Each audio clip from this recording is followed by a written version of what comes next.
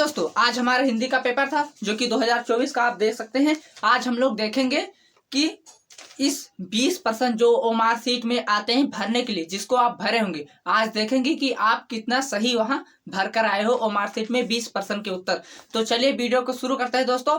20% को हल करेंगे और देखेंगे इसके उत्तर क्या थे और आप उसके उत्तर को क्या भर के आए हो ओमार सीट में। तो दोस्तों वीडियो चलते हैं, शुरू करते हैं। उससे पहले ऐसी पहले ऑब्जेक्टिव मार और ऐसे सभी विषयों के वीडियो देखने के लिए हमारे चैनल को सब्सक्राइब करके रख लीजिए, क्योंकि आने वाला पेपर कभी मैं बताऊंगा कि आप कितने नंबर आपने सही लगाया है, कितने नंबर का आप प्रश्न सही किए हो। तो चैनल को सब्सक्राइब करके और वीडियो पसंद आएगा तो लाइक कर दीजिएगा। चलिए वीडियो शुरू करते हैं। 2024 के हिंदी के पेपर ले लिया हूँ, सेम टू सेम ऐसा ही आया होगा आप सभी के पेपर में। तो पहला प्रश्न पूछ रहा था, शुक्ल युगीन के लेखक हैं कौन से हैं? आपको पहला प्रश्न का उत्तर कमेंट में बताना है।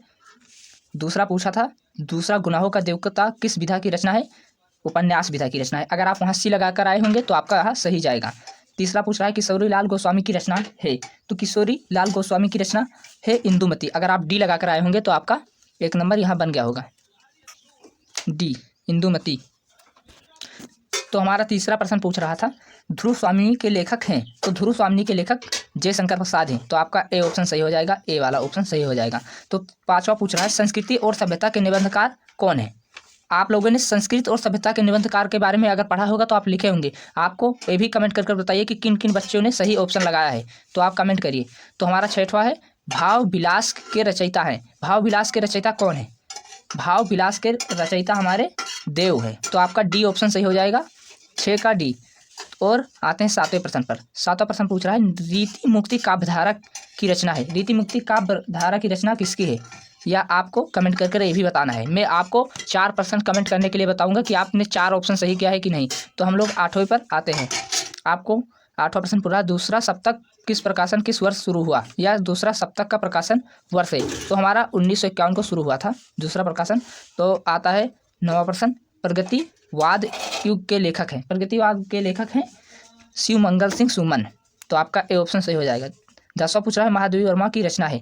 महादेवी वर्मा की रचना है पथिक के साथी। पथ के साथी, आपका सी वाला ऑप्शन सही हो जाएगा। फिर आता है 11वां प्रश्न, बिंद के वासी उदासी तपोवर्धधारी महाबिनु नारी दुखारे पंक्ति में कौन सा है? तो आपका हास्य रस है। हास्य रस के बारे में अगर आप लोगों ने पढ़ा होगा तो आपका ये बी वाला ऑप्शन आप लगाए होंगे तो सही जाएगा। पहला पूछ रहा है, जहाँ उपमेय में उपमान की समानता प्रकट की जाए वह कौन सा अलंकार होता है? तो हमारा होता है रूपक अलंकार। तो हमारा दूसरा पूछ रहा है, सोरठा के छंद के चौथे चरण में कितनी मात्राएं होती है? तो 13 मात्राएं होती है चौथे और दूसरे चरण में। तो आता है 14 नंबर का प्रश्न, अव्यय शब्द में उपसर्ग जुड़ा है। तो अव्यय शब्द में कौन सा उपसर्ग जुड़ा है? हमारा जुड़ा है अप। अप से बना है अप अव्यय। तो ये आपका सही हो जाएगा, सी। तो 15, माता पिता में कौन सा समास है? तो माता और पिता में द्वंद्व समास है। तो आपका 15 का हो जाएगा डी। तो आप लोग देखते हैं 16, समुद्र का पर्यायवाची शब्द नहीं है। बहुत से लोग सोचने होंगे कि कौन सा है, तो यहाँ पूछ रहा है कौन सा नहीं है। तो नहीं है महीपति, क्योंकि सागर और पावर जलद ये सब है, ये नहीं है महीपति। सो का तत्सम शब्द कौन सा है? सो का सत है, सत से ही सो बना है, संस्कृत शब्द है। तेसाम में विभक्ति और एक वचन है। इसको भी आपको कमेंट कर बताना है कि इसमें कौन सा विभक्ति वचन है। तो आप इसको कमेंट करिए। अगर आप लोग सही उत्तर लगाएंगे तो मैं तब बताऊंगा। 19वां प्रश्न पूछ रहा है, तुमसे सोया नहीं जा सकता वाक्य में कौन सा वाच्य? तो ये है भाव, क्योंकि सोते हैं तो उसको खाते या पीते कुछ नहीं है, ना काम करते हैं, सिर्फ भाव करते हैं, एक हिसाब से आप उसको स्पर्श करते हैं। तो 20वां इंपॉर्टेंट शब्द है। 20वां का आपको जानना है तो सब्सक्राइब करके बेल आइकन घंटी को ऑल पर प्रेस कीजिए। तो 20वां पूछ रहा है, भिखारी पद नहीं है। तो भिखारी का प्रतिदिन नहीं है, तो इसका शब्द है प्रतिदिन। आपका सी वाला ऑप्शन सही हो जाएगा, 20 का सी हो जाएगा। तो आप लोगों का वीडियो ऐसे वीडियो देखने के लिए चैनल पे जुड़े रहने के लिए सब्सक्राइब करें और वीडियो को लाइक करें और दोस्तों के साथ शेयर करना बिल्कुल ना भूलें।